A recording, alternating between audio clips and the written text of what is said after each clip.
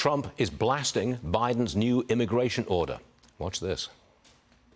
Crooked Joe is sending a message to the world that he rewards illegal entry, and that's what's happening.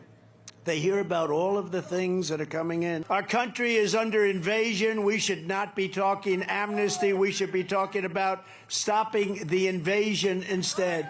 This is an invasion of our country. We have to seal the border. We have to let people come into our country, but they have to come in legally. We have to send Joe Biden's illegal aliens back home where they belong. We have no choice. Okay. National Border Patrol Vice President Hector Garza joins me now. Hector, Homeland Security says the flow of migrants has actually fallen by 25% since Biden's executive action. Now, could this be explained by those direct flights that some migrants are taking? They fly in without actually walking across the border. Does that explain the decline? Well, this executive order definitely has had some impact on the border. However, the impact has been a political impact for Joe Biden.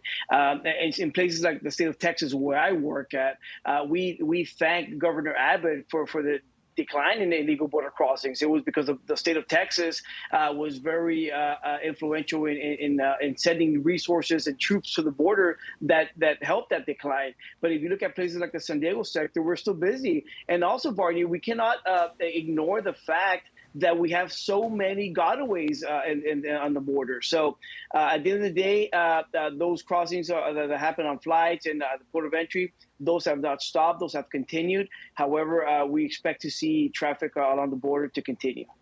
Next one. Congressional Budget Office says increased migration will boost economic growth over the next decade. Hector, we've got millions of migrants in this country. I don't think we can deport them all. So should they work to improve our economy?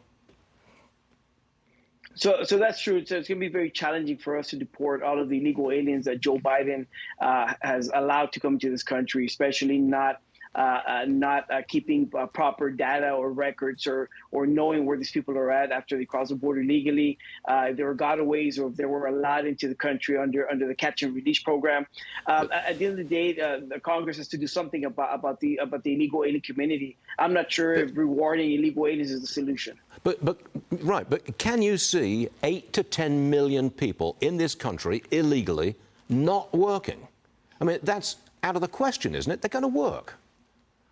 Well, these people are actually working, and they're stealing identities, and they're working for cartels. They're working in the sex trade. They're working out there. Some people are working in the hotel industries and the restaurants. Sure. But at the end of the day, we should not be rewarding. Hold on a second. I know we shouldn't be rewarding them, and I know we may encourage a greater flow. But if they don't work, we're going to support them. And supporting 8 to 10 million people is expensive, and a lot of us don't want to do it. Yeah, so Varney, it's a great point. At the end of the day, these people are working, but they're working in the shadows of society, and they're not. Most of them don't pay taxes, or they're getting government benefits. So yes, there has to be a solution to this huge problem.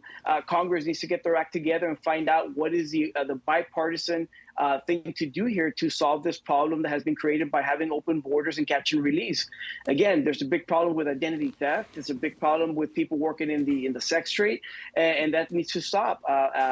We welcome President Trump's input on this. He's secured the border in the past, and we appreciate him. And you wanted to secure it in the future, I'm sure. Hector Garza, thanks for joining us this morning. Appreciate it. See you again soon. Thank you, Barton.